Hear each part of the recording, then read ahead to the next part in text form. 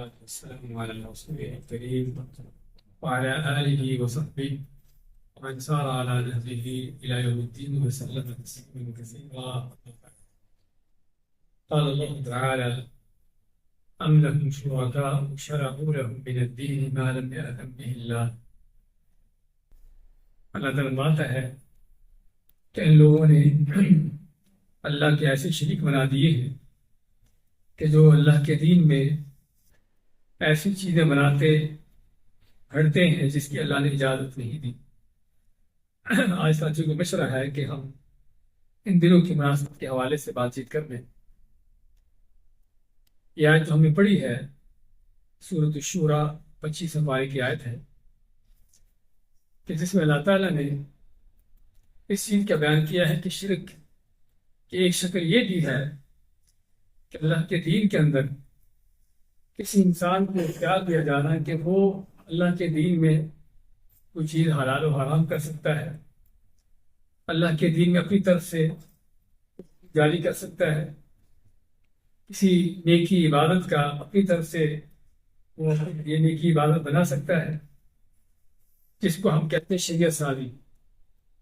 شریعت سازی معنی شریعت بنانا۔ تو شریعت سازی کس کا حق ہے؟ اللہ کا حق ہے۔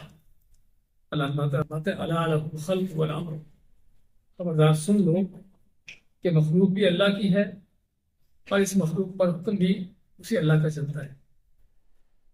تو جس اللہ کی مخلوق ہے اسی اللہ کا حکم بھی ہے، اسی اللہ کو اختیار ہے کہ اپنی مخلوق کو جس چیز کا چاہے حکم دے، ان پر جو چیز چاہے حلال کرے، جو چیز چاہے حرام کرے، جو چیز چاہے فرض کرے، جس چیز چاہے روکے۔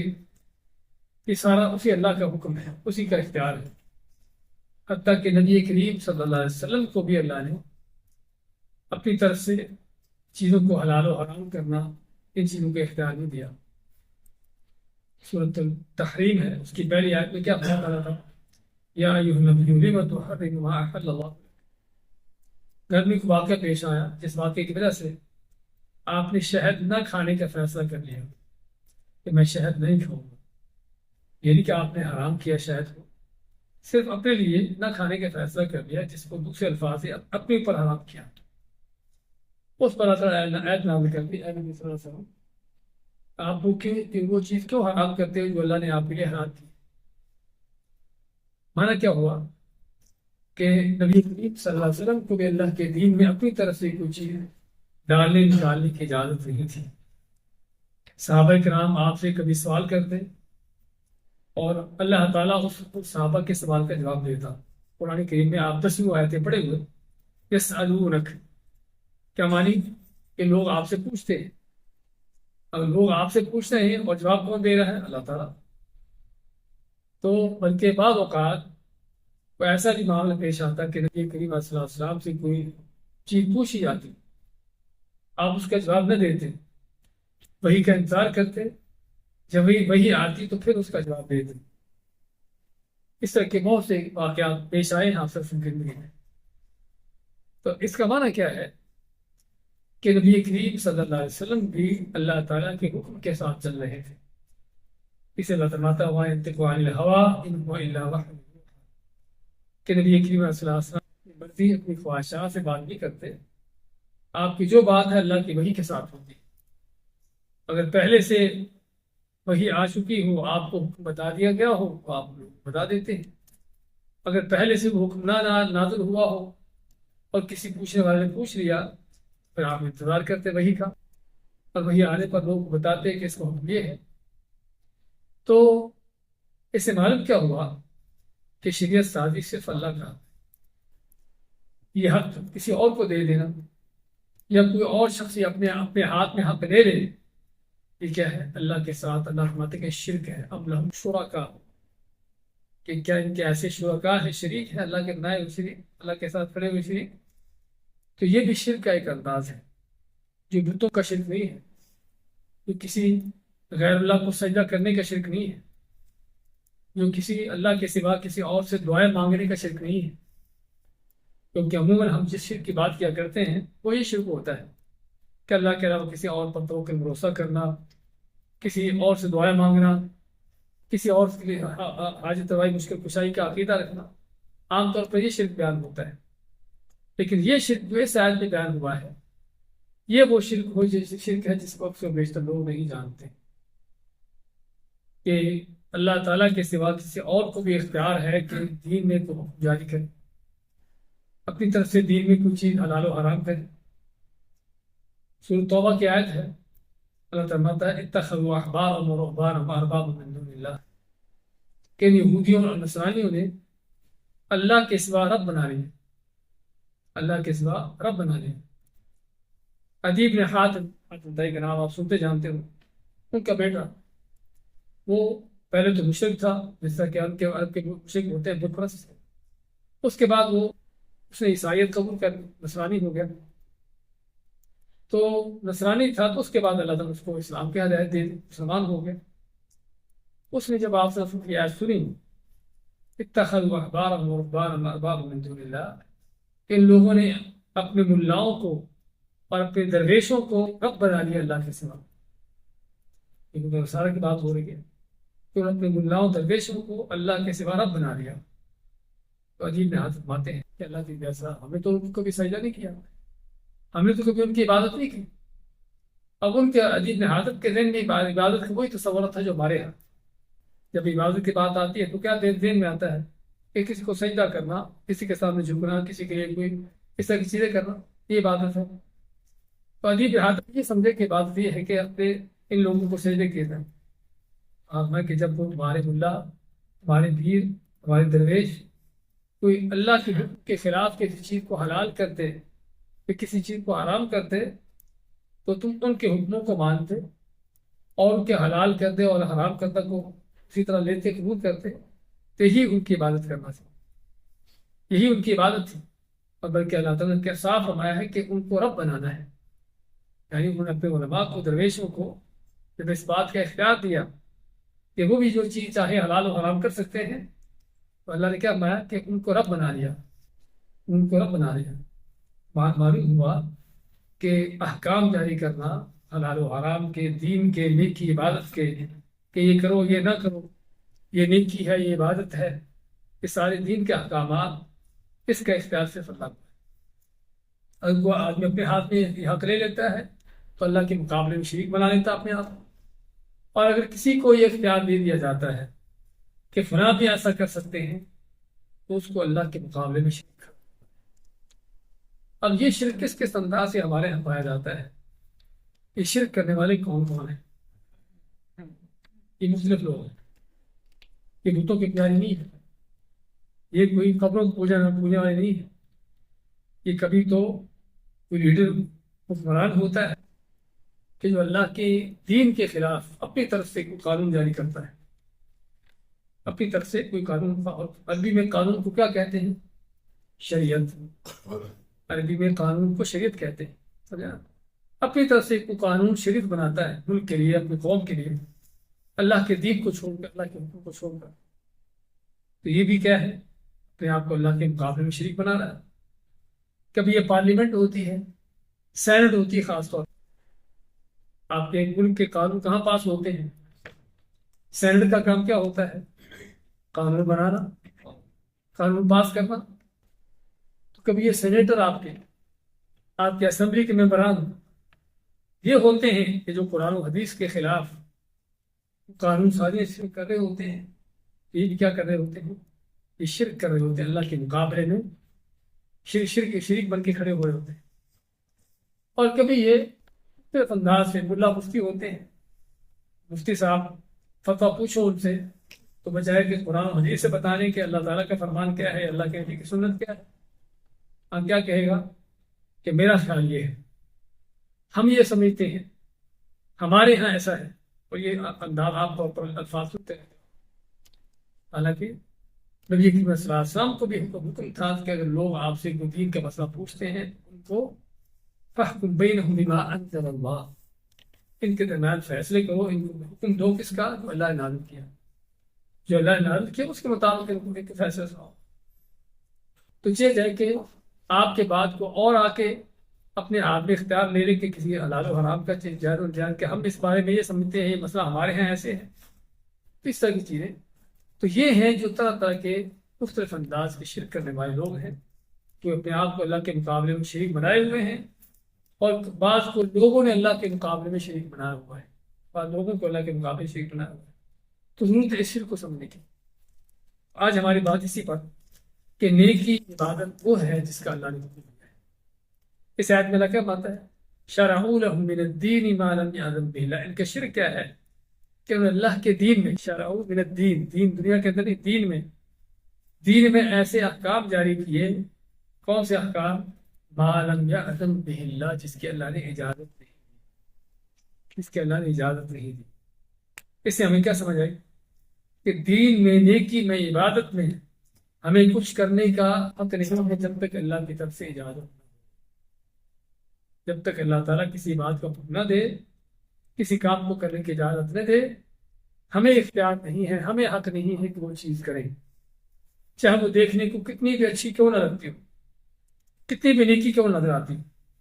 صحیح بخاری کی حدیث ہے کہ 3 آدمی آپ سر ان کے گھر میں آئے. پہلے بھی آپ کو بات کا ذکر کرتے رہتے ہیں اس حدیث کا. آپ کے گھر میں آئے 3 آدمی، آپ گھر میں نہیں تھے. آپ کی ازواج مطہرات سے انہوں نے پوچھا کہ آپ سب کی عبادت کیسے ہوتی ہے. انہوں نے بتایا کہ کس انداز سے دل میں بھی اللہ تعالیٰ کی عبادتوں کے انداز اور لوگوں کو وعد و تقریر، جہاد، تعلیم، دعوت سے آپ دن کی آپ کی محنتیں کوششیں، اور راتوں کو آدھی آدھی رات کھڑا ہونا، اللہ کی بارگاہ میں قیام کرنے، قرآن پڑھنا، تہجد پڑھنی، روزے رکھنے، اس طرح کی مختلف باتوں کا ذکر کیا. تو انہیں تینوں نے کیا کہا کہ یہ تو اللہ کے نبی صلی اللہ علیہ وسلم ہے کہ جن کا کوئی گناہ ہی نہیں. اگر آپ کی اس قدر عبادتیں تو ہم تو گناہ گار ہیں، ہمیں تو آپ سے بڑھ کر عبادت کرنے کی ضرورت ہے. اور عقلی طور پر دیکھا جائے تو ان کی بات غلط نہیں ہے. عقلی طور پر ایک آدمی فرض کرو کمزور ہے، ایک طاقتور ہے. اب انرجی کی کس کو ضرورت ہے؟ کمزور کو، سمجھے نا؟ کمزور آدمی کو زیادہ انرجی کی ضرورت ہے، زیادہ کھانے کی ضرورت ہے. جو پہلے سے طاقت حاصل کریں گے اس کو مشکل نہیں. تو یہاں پر بھی ہم کہیں گے ایک آدمی گناہ گار ہے، اس کو زیادہ ضرورت ہے نیکی عبادت کی. ایک آدمی جس کی نیکیاں، جس کی کوئی گناہ ہے ہی نہیں، یا گناہ ہے تو تھوڑا بہت معمولی ہے، اور اس کو اسی عبادت کی ضرورت نہیں ہے. تو انہوں نے یہی سمجھا کہ اللہ کے نبی صلی اللہ علیہ وسلم کو وہ ہستی جن کے جو بخشے آئے، جن کا کوئی گناہ ہی نہیں ہے. اگر آپ کی اس قدر عبادت ہے تو ہم گناہ گار ہیں، ہمیں تو آپ سے بڑھ کر عبادت کرنے کی ضرورت ہے. تو تینوں نے کیا کہا؟ ان میں سے ایک کہتا ہے کہ میں تو پوری رات نماز پڑھوں گا، قیام کروں گا، سوؤں گا نہیں. دوسرے نے کہا میں ڈیلی کا نفل کے طور پر روزہ رکھتا ہوں، ڈیلی کبھی روزہ چھوڑوں گا نہیں. اور تیسرے نے کہا کہ میں ویسے ہی اللہ کے دین کے لیے عبادت کے اپنے آپ کو فارغ کر لیتا ہوں، شادی بیاہ نہیں، نہ شادی ہو، نہ بچے ہو، نہ کوئی ذمہ داری ہو، آپ فارغ ہو اللہ کرو. تینوں کے کام چوٹی کے کام ہے، بہت بڑے نیکی کے کام، اور دیکھنے کو اچھے لگتے ہیں. میں یہی بتانا چاہتا ہوں کہ نیکی بعض اوقات ہم کسی چیز کو نیکی سمجھ رہے ہوتے ہیں، لیکن ہمیں اس نیکی کو نیکی سمجھنے کے لیے ہم خود معیار نہیں ہے. اس کا معیار کیا ہے؟ قرآن و حدیث ہے، اللہ اس کے رسول ہے. تو نبی کو صلی اللہ علیہ وسلم گھر میں آئے، گھر والوں نے بتایا کہ اس طرح سے 3 آدمی آئے تو انہوں نے آپ کے بارے میں عبادت کے بارے میں پوچھا، تو ہم نے ان کو بتایا. تو انہوں نے آگے سے اس طرح کی باتیں کی، جو باتیں کی گھر والوں نے بتا دی. تو اللہ کے نبی صلی اللہ علیہ وسلم مسجد میں آئے اور خطبہ دیا. خطبہ ارشاد فرمایا، اور میں کہ میں رات کو سوتا بھی ہوں، جاگتا بھی ہوں، یعنی کچھ رات کا حصہ سوتا ہوں، باقی اللہ کے بارگاہ میں قیام کرتا ہوں. دن کو نفل کے طور پر کبھی روزے رکھتا ہوں، کبھی چھوڑتا ہوں، اور میں نے شادی بیاہ کر رکھے ہیں. یہ ہے میری سنت، جو میری سنت سے پھرتا ہے فلیس منی. بڑے خطرناک الفاظ ہیں. جو ایسا نہیں، جو میری سنت پر نہیں چلتا، میں اس سنت کو نہیں اپناتا. کوئی رات جاگنا ہے، ہر روز کا ڈیلی روزے رکھنا ہے، اور شادی بیاہ چھوڑ دینا ہے، یہ میری سنت نہیں ہے. کہ جو میری سنت پر نہیں چلتا اس سے نہیں ہے، یعنی میرا اس سے کوئی تعلق نہیں. بڑے خطرناک الفاظ. اس سے ہمیں اندازہ کیا ہوتا ہے کہ ہمیں دیکھنے کو بعض اوقات کو کام نیکی کا لگتا ہے، اچھا لگتا ہے. اور لوگ بھی یہی کہتے ہیں، کسی کو کسی ایسی چیز سے روکو نا، کہتے ہیں کہ آخر اس میں گناہ کیا ہے؟ نیکی ہے نا، نیکی تو کر رہے، نیکی سے روک رہے ہو، نیکی سے روک رہے ہو. ایک حدیث میں آتا ہے، اللہ کی نبی فرماتے ہیں کہ اللہ تعالیٰ نے مجھے منع کیا ہے کہ میں رکوع اور سجدہ میں قرآن پڑھوں.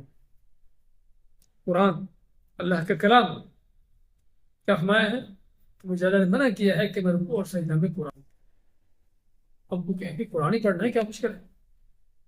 ہاں مشکل یہ ہے کہ اللہ کا حکم نہیں ہے، اللہ کی اجازت نہیں، مشکل یہ ہے۔ کہتے ہیں حرج کیا ہے؟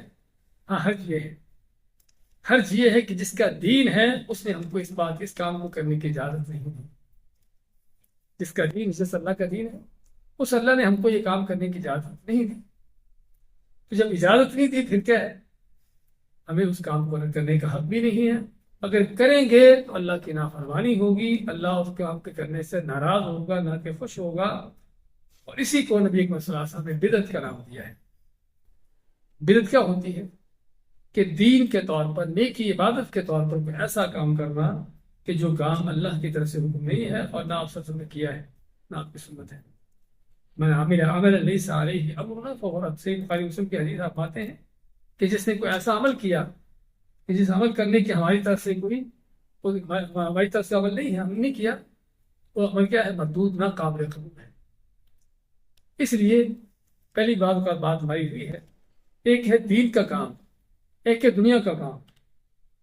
ہر دنیا کے کاموں میں اللہ نے ہم کو اجازت دی ہے کہ کرو، کھاؤ پیو، رہنے کو جیسا مرضی مکان ہو، سواری کے لیے جیسی اللہ تم کو سواری دے دے، صرف حرام سے بچ جاؤ، حرام نہ ہو، باقی حلال کے دائرے میں رہتے ہوئے اللہ کے نعمتوں کو جیسے چاہو استعمال کرو۔ والذی خلق لکم ما فی الارض جميعا، اللہ مت زمین میں جو کچھ اللہ نے پیدا کیا تمہارے لیے پیدا کیا، اگر تمہارے لیے پیدا کیا تو اس کا مطلب تم کو استعمال کرنے کی اجازت ہے۔ ٹھیک ہے، اللہ تعالیٰ نے امتحان کے طور پر اور بعض چیزوں میں نقصان کی وجہ سے اللہ نے بعض چیزوں کو حرام کیا ہے، صرف ان سے بچنا ہے۔ باقی دنیا کے معاملے میں اس کا قاعدہ یہ ہے کہ ہر چیز اصل یہ ہے کہ حلال ہے۔ کیونکہ ہے بھی آپ مائک استعمال کریں، اللہ کے نبی صلی اللہ علیہ وسلم نے استعمال نہیں کیا تھا۔ ہم کہیں کہ ہمارا مائک استعمال کرنا بذات خود کی عبادت نہیں ہے۔ الگ بات ہے کہ آواز دور تک پہنچتی ہے، ایک فائدہ ہوتا ہے لوگوں کو، اس لحاظ سے دیکھی ملے گی، اجر ملے گا، لیکن بذات خود مائک استعمال کرنا کوئی عبادت نہیں ہے، ایک ٹیبل رکھنا کوئی بذات خود عبادت نہیں ہے۔ بلکہ اس مسجد کا ماحول سارے کا سارا دیکھو گے نا، آپ کو شاید کوئی چیز اللہ کی وجہ سے آسم کے زمانے کے نظر نہ آئے۔ نیچے کارپیٹ، اے سی لگے ہوئے، پنکھے چل رہے ہیں، لائٹیں اس طرح کی ساری چیزیں، آپ سب کے مسجد کے ماحول ایسا تھا کچھ بھی نہیں تھا۔ لیکن یہ ساری چیزیں حلال ہے کیا حرام ہے؟ سبھی حلال ہیں، سبھی چیزیں حلال ہیں۔ جو آپ کے آس پاس اللہ کی نعمتیں ہیں، دنیا کی نعمتیں ہیں، تو ان کو حلال کے دائرے میں رہتے ہوئے استعمال اللہ نے اجازت دی۔ لیکن مغرب کی ابھی 3 رکعتیں پڑھی ہیں، کیونکہ میں 4 پڑھ لوں چاہتے تاکہ زیادہ اجر ملے۔ آخر نیکی ہے نا، 3 کی پہچان کرو، نیکی ہے نا۔ یہاں پر ہمیں سمجھ آتی ہے کہ نیکی نہیں ہے، اس یہاں پر سمجھ لیتے کہ نیکی نہیں ہے، کیونکہ وہ روٹین بڑی ہوتی ہے پڑھنے کی۔ اس لیے نہیں کہ اللہ کے نبی صلی اللہ علیہ وسلم کی سنت نہیں ہے۔ اللہ کو لحاظ ہمیں یہاں پر سمجھنے کی ضرورت ہے کہ دنیا کے معاملات میں ہم کو اللہ نے اجازت دی ہے کہ حلال کے دائرے میں رہتے ہوئے ہم جو بھی چیز کرنا چاہیں کریں، لیکن دین میں بال برابر بھی، معمولی بھی آگے پیچھے ہونے کی اجازت نہیں ہے، تھوڑی سی بھی آگے پیچھے ہونے کی اجازت دین کے معاملے میں۔ اگر آگے پیچھے ہو تو بعض ایسی چیزیں واقعی، نماز کے وقت ہم پہلے ذکر کر رہے تھے، نمازوں کے اوقات پڑھ رہے تھے، تو مغرب کی نماز کا وقت کب شروع ہوتا ہے؟ جب سورج غروب ہوتا ہے۔ ابھی سورج غروب ہو رہے صرف 5 منٹ باقی، صرف 5 منٹ باقی۔ وہ کہے کہ میں نے نکلنا ہے، جانا ہے، میری فلائٹ ہے، کچھ نہیں ہے، میں ابھی نماز پڑھ لوں، کیا کہیں گے ہم؟ کبھی تمہیں نماز پڑھنے کی اجازت نہیں ہے، اللہ نے بھی اجازت نہیں دی اسے۔ کہے گا 5 منٹ کا کیا فرق پڑتا ہے؟ ہاں فرق یہ پڑتا ہے کہ اللہ کا حکم نہیں ہے، اللہ کے نبی کا طریقہ نہیں ہے۔ اور پہلے بھی شاید ذکر کیا تھا آپ نے اس واقعے کا، امام مالک رحمۃ اللہ علیہ کے پاس ایک آدمی آیا، امام مالک مدینہ میں تھے، تو کہنے لگے کہ میں عمرے کے لیے جانا چاہتا ہوں، احرام کہاں سے باندھوں؟ امام مالک فرماتے ہیں کہ وہیں سے احرام باندھو جہاں سے اللہ کے نبی صلی اللہ علیہ وسلم باندھا ہے، یعنی میقات سے۔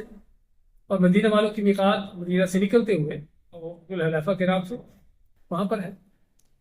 اس نے کہا میرا دل چاہتا ہے کہ میں مسجد نبوی سے باندھوں، نبی صلی اللہ علیہ وسلم کے روضہ مبارک کے پاس سے۔ اس میں کوئی شک کی بات نہیں، عقلی طور پر دیکھا جائے اس کی بات بہت اچھی ہے کہ مدینہ میں مسجد نبوی سے افضل جگہ کون سی ہے، اور مسجد نبوی میں بھی آپ صلی اللہ علیہ وسلم کے روضے سے بہتر جگہ کون سی ہے، کوئی شک نہیں۔ عقلی طور پر اس کی بات بہت اچھی تھی، لیکن امام مالک کیا فرماتے کہ ایسا نہ کرو، مجھے ایک خطرہ ہے کہ تم ایسا کرنے سے گمراہ ہو جاؤ گے۔ اس نے کہا اس میں گمراہی کی کون سی بات ہے؟ چند میلوں کا فاصلہ ہے، اور واقعی مسجد نبوی اور میقات کا ویسا 10-12 میل کا فاصلہ ہو، اس سے زیادہ نہیں، تو چند میلوں کا فاصلہ ہے، تو کیا فرق پڑتا ہے؟ اور یہ بھی کہ مسجد نبوی پہلے آتی ہے، میقات آگے بعد رستے میں آتی ہے، بعد میں آتی ہے، تو کیا مشکل ہے؟ امام مالک فرماتے ہیں کہ گمراہی یہ ہے کہ تمہیں وہ نیکی معلوم ہو جائے جو نیکی اللہ کے نبی صلی اللہ علیہ وسلم کو معلوم نہیں ہوئی تھی۔ بڑی عظیم بات ہے، ہمیں سمجھنے کی ضرورت ہے کہ تمہیں وہ نیکی معلوم ہو جائے جو نیکی اللہ کے نبی صلی اللہ علیہ وسلم کو معلوم نہیں ہوئی تھی۔ آپ کو کیا پتہ نہیں تھا مسجد نبی سے احرام باندھنا بڑی نیکی ہے؟ آپ کو اس نیکی کا پتہ نہیں تھا جو تم کو بتا رہے ہو کہ یہ نیکی ہے؟ بھائیو، ان چیزوں سے تھوڑا سا میں ساری توحید باندھی ہے ان حدیثوں اور آیتوں کی روشنی میں، تاکہ ہم جو کر رہے ہیں، ہمارے ہاں جو ہو رہا ہے، جو چل رہا ہے، ذرا اس کا جائزہ لیں۔ اگر تو اللہ کے نبی صلی اللہ علیہ وسلم نے چیزیں کی، کرنے کا حکم دیا ہے، صحابہ کرام نے کی ہیں، پھر ہمیں کرنا چاہیے، نیکی ہے، عبادت ہے۔ اگر آپ نے نہیں کی، چاہے دیکھنے کو ہمیں کتنی بڑی نیکی کیوں نظر آتی ہے، کتنا بھی اچھا کام کیوں نظر آتا ہو، بھائی وہ نیکی نہیں، وہ بدعت ہے۔ بدعت ہوتی ہی وہ ہے جو دین اور نیکی کے طور پر ایسی چیز کی جائے کہ جو اللہ اس کے رسول کی طرف سے نہیں، یہ ہے بدعت۔ اس لیے بعض روایتوں کے اندر کیا آتا ہے، کل محدثۃ فی دین اللہ، اس آیت کے اندر بھی شرعوا لهم من الدین، کہ دین میں انہوں نے ایسی چیزیں جاری کی جس کی اللہ نے اجازت نہیں دی۔ یہاں پر بھی دین میں ایسی چیزوں کی بدعت کیا ہے؟ کل محدثۃ فی دین اللہ، اللہ کے دین میں کوئی نئی چیز، اللہ کے دین میں نئی چیز کہ جو اللہ کے اس کے رسول صلی اللہ علیہ وسلم کی طرف سے نہیں ہے، تو کیا ہے؟ بدعت ہے۔ کل محدثۃ فی دین اللہ بدعۃ، کل بدعۃ ضلالہ، بدعت کیا ہے؟ گمراہی ہے۔ اچھا، کل بدعۃ ضلالہ، کلو کا معنی کیا ہوتا ہے؟ سبھی کے سب، تمام کے تمام۔ اب اللہ کی نجات سے فرماتے کہ تمام بدعتیں، ہر بدعت، سبھی بدعتیں گمراہی ہیں، لیکن ہمارے یہاں تقسیم کر دی گئی ہے، لیکن کچھ بدعتیں حسنہ ہے، کچھ بدعتیں سیئہ ہے، کچھ اچھی ہے، بری ہے۔ اللہ کے نبی صلی اللہ علیہ وسلم کی کل کے لفظ ہم کو کیا مانا دیتا ہے؟ اسی بات، ان کس انداز سے ڈٹائی کے ساتھ مخالفتیں ہوتی ہیں۔ آپ مانتے کہ تمام بدعتیں، جو بھی دین میں نیا کام سے مراد جو اللہ کے نبی صلی اللہ علیہ وسلم کی طرف سے نہیں ہے وہ بدعت ہے، اور کو کہنے والا کہیں نہیں، کچھ اچھی ہوتی، بری ہوتی۔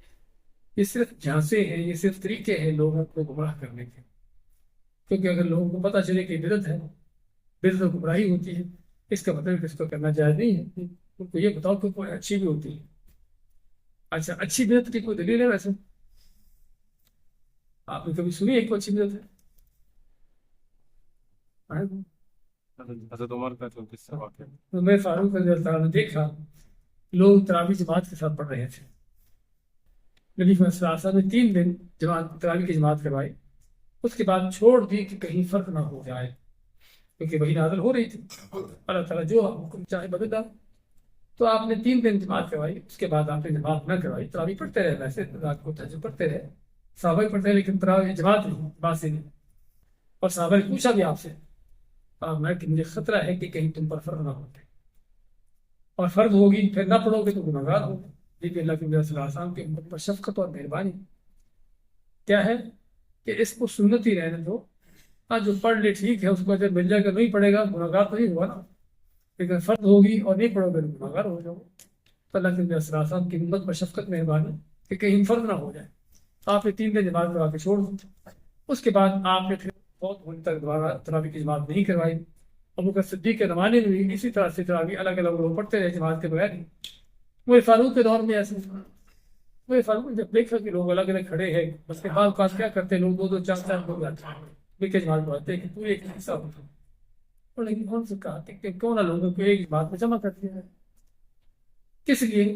کیونکہ جس خطرے کے پیش نظر آپ نے تراویح کی جماعت چھوڑی تھی وہ خطرہ تو ختم ہو گیا نا، وہی آنا بند ہو گیا۔ اب جو اللہ نے حکم دینے تھے دے دیے، اب یہ نہیں کہ آپ کے بعد کو اور حکم آئے گا۔ اس لیے انہوں نے کہا کہ جو خطرہ تھا فرد ہونے کا وہ خطرہ تو نہیں رہا، پھر لوگوں کو حکم دیا۔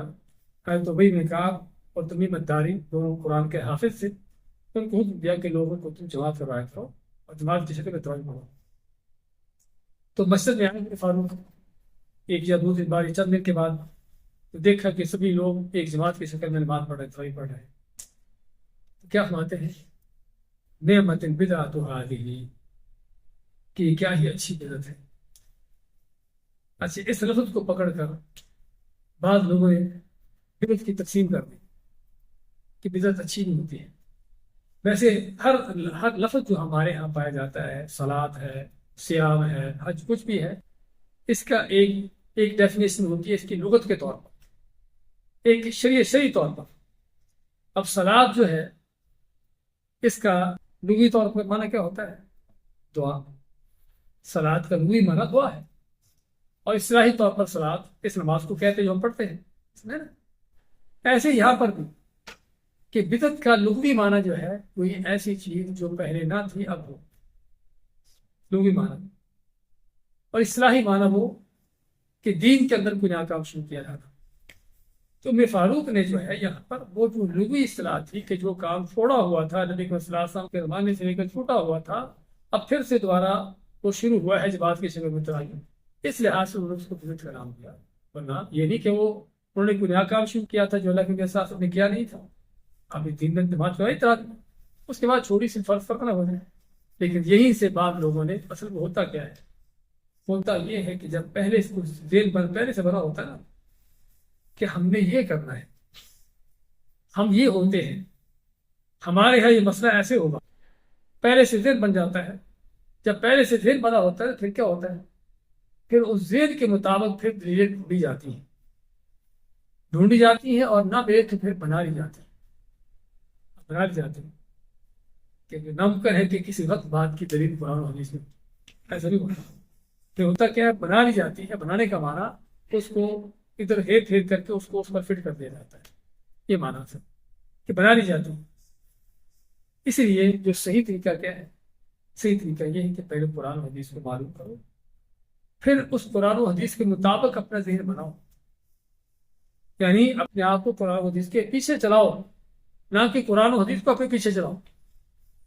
پہلے ذہن بنا کے پھر دلیلیں ڈھونڈنے کا معنی کہ قرآن و حدیث کو اپنے پیچھے چلانا، اپنے تابع بنانا، جبکہ قرآن و حدیث کو پڑھ کر اس پر چلنا کہ معنی کیا ہے؟ کہ قرآن و حدیث کے پیچھے چلنا۔ اصل یہ ہے، اصل یہ چیز ہے۔ خیر بات کر رہے تھے کہ آپ سمجھتے کلو بدعت ضلالہ کہ بدعتیں جتنی بھی ہیں سبھی کے سبھی گمراہی، سبھی کے سبھی گمراہی۔ اب ان ساری چیزوں سے آپ دیکھ لیجیے آج ہمارے ہاں جو کچھ ہو رہا ہے میلاد کے نام سے، جو بھی کچھ اس طرح کی چیزیں چل رہی ہیں، کہ اللہ کے نبی صلی اللہ علیہ وسلم نے کی ہے؟ آپ کی 63 سالہ زندگی میں کبھی ایک بار بھی، ایک سال بھی آپ نے 12 ربیع الاول کو خاص طور پر یہ دن بار بار آتا رہا ہے؟ آپ کی زندگی میں 63 مرتبہ تو یہ دن آیا ہے۔ چلو نبوت کے پہلے چھوڑ دیں، نبوت کے آپ کی کم از کم 23 سالہ نبوت کی زندگی، سمجھے نا، اس کے اندر کبھی اس کا آپ کو ذکر نہیں ملے گا۔ آپ نے اپنے پیدا ہونے کے دن کا ذکر کیا ہے ویسے کس لحاظ سے کہ آپ پیر کے دن کا، منڈے کا روزہ رکھتے، منڈے کا پیر کے دن کا روزہ رکھتے۔ آپ سے پوچھا گیا اس روزے کے بارے میں، آپ مانتے کہ یہ وہ دن ہے، پیر کا دن، کہ جس دن میں پیدا ہوا تھا اور جس دن مجھے نبوت ملی تھی، وہی آئی تھی مجھ پر۔ اللہ کا شکر ادا کرتے ہوئے ہر پیر کے دن، یعنی کہ سال میں ایک دن، ہر ہفتے میں پیر کے دن آپ روزہ رکھتے ہیں، تو یہ ہے وہ کام کی سنت ہے جس نے اللہ کے نبی صلی اللہ علیہ وسلم کے پیدا ہونے کی خوشی منانا ہو، بلکہ خوشی نہیں، ہم تو کہہ رہے ہیں آپ سب نے اللہ کا شکر ادا کیا، تو پھر اللہ شکر کے انداز سے تو شکر ادا کرنا ہو، اس کا طریقہ یہ ہے۔ اور واقعی ہی کچھ شک نہیں کہ نبی صلی اللہ علیہ وسلم کی ولادت سعادت بھی امت کے لیے بہت بڑی اللہ تعالیٰ کی نعمت ہے، لیکن اس نعمت سے بڑھ کر کون سی نعمت ہے؟ آپ کو نبوت ملنا، آپ کو نبوت ملنا اس سے بڑھ کر نعمت ہے۔ آپ صلی اللہ علیہ وسلم جب پیدا ہوئے تھے کیا نبی تھے اس وقت؟ آپ کو نبوت کب ملی ہے؟ 40 سال، 40 سال کی عمر میں آپ کو نبوت، ویسے اللہ تعالیٰ کی تقدیر میں تو آپ نبی تھے جب سے آدم علیہ السلام کے پیدا ہونے سے پہلے سے، سمجھے نا، وہ اللہ کی تقدیر میں الگ بات ہے، لیکن ہر نبی کو نبوت ملنے کا جو وقت ہوتا ہے وہ الگ دوسری چیز ہے۔ تو آپ سب سے پیدا ہوتے ہوئے آپ نبی نہیں تھے، لیکن کوئی شک نہیں کہ آپ کی ولادت سعادت بھی اسی نبوت کا آگے ایک ذریعہ تھا، تو ایک مسلمان کی خوشی کی چیز ہے، لیکن اس سے زیادہ خوشی کس چیز کی ہے؟ آپ کو نبوت ملنے کی۔ تو خیر کہنے کا مقصد آپ نے اللہ کا شکر ادا کرتے ہوئے پیدا ہونے کے دن آپ کو نبوت کے ملنے کے دن کا روزہ، یہ ہے جو آپ صلی اللہ علیہ وسلم کے حوالے سے ہمیں، اگر اس کو آپ عید میلاد النبی کا نام دے دیں، اس کو آپ کے پیدا ہونے کی خوشی کا نام دے دیں، اس کو آپ کے پیدا ہونے پر اللہ کا شکر ادا کرنے کا نام دے دیں، کچھ بھی نام دے، اس کی حقیقت یہ ہے۔ اس سے ہٹ کر سال میں کوئی ایک دن ہو، 12 ربیع الاول کے دن ہو، اس میں آپ نے کوئی چیز کی ہو، ہمارے ہمیں آپ صلی اللہ علیہ وسلم میں کوئی ایسی چیز نہیں ملتی۔ صحابہ کرام کا 100 سالہ زمانہ، کیونکہ آخری صحابی 110 ہجری میں فوت ہوتا ہے، ان 100 سالہ زمانے میں کسی صحابی نے کوئی ایسا کام کیا وہ نہیں ملتا۔ اور تابعین ائمہ کرام 400 سے 500 سال تک اس طرح کی چیزوں کا کوئی نام و نشان نہیں تھا۔ اچھا، اس کے بعد یہ شروع کس نے کیا؟ یہاں پہ بات کا دیکھا جاتا ہے کہ شروع کرنے والا تو بڑا عالم دین ہو، تو صحیح یعنی کہ کہہ لیجیے قرآن و سنت پر چلنے والا ہو، پھر چلو کہا جاتا ہے کہ اس چیز کی کوئی نہ کوئی حیثیت ہوتی ہے۔ ان کو شروع کرنے والے کون ہیں؟ رافضی ہیں، جو مصر کے حکمران تھے، جن کو فاطمی عبیدی کہا جاتا ہے، جو دین کے بدترین دشمن تھے۔ ان کے ہاتھوں لاکھوں مسلمان قتل ہوئے، اور انہیں پوری طرح دین کو بسر کرنے کی، بگاڑنے کی کوشش کی۔ الگ بات ہے کہ اللہ تعالیٰ کا وعدہ ہے دین کو قائم رکھنے کا، قائم دین قائم رہا ان کی ساری کوششوں کے باوجود انہوں نے یہ کام شروع کیا تھا۔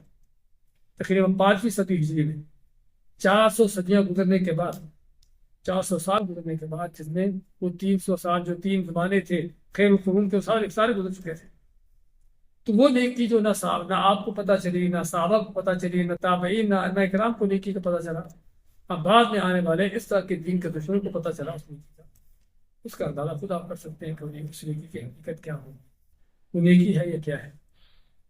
تو یہ ہے اس چیز کی حقیقت۔ باقی یہ دن منانے کے حوالے سے ہمیں بچپن میں یاد ہے، آج سے تقریباً کوئی 33 سال 40 سال پہلے کی بات ہے، کہ اس دن کو 12 وفات کہا جاتا تھا۔ آپ کو یاد ہوگا شاید 12 وفات ہے، 12 وفات کے نام سے اس کو یاد کیا جاتا تھا، 12 میلاد نہیں ہوتا۔ اس کے بعد پھر میلاد کا نام دیا گیا، اور جہاں تک وفات یا میلاد کا اس کی حیثیت ہے، اس میں بھی تھوڑی بات ہو جائے۔ آپ صلی اللہ علیہ وسلم کی ولادت کے حوالے سے کون سا دن ہے، اس میں مورخین کا بہت بڑا اختلاف، اور زیادہ جو راجح ہے، آج کیا تاریخ ہے، زیادہ جو صحیح ہے آج 9 تاریخ آج کا دن تاریخی طور پر، جو تاریخی روایتیں صاحب، بلکہ آج کی جو تحقیق ہے موجودہ سائنس کے ذریعے جو تحقیقات کی جا رہی ہیں، اس کے مطابق بھی پتہ چلتا ہے کہ عام الفیل کو پیدا ہوئے تھے، جس سال عمرہ نے مکہ پر حملہ کیا۔ اس میں آپ کو کوئی اختلاف نہیں تاریخی طور پر کہ آپ عام الفیل جس سال عمرہ نے مکہ پر حملہ کیا تھا، اس سال آپ پیدا ہوئے۔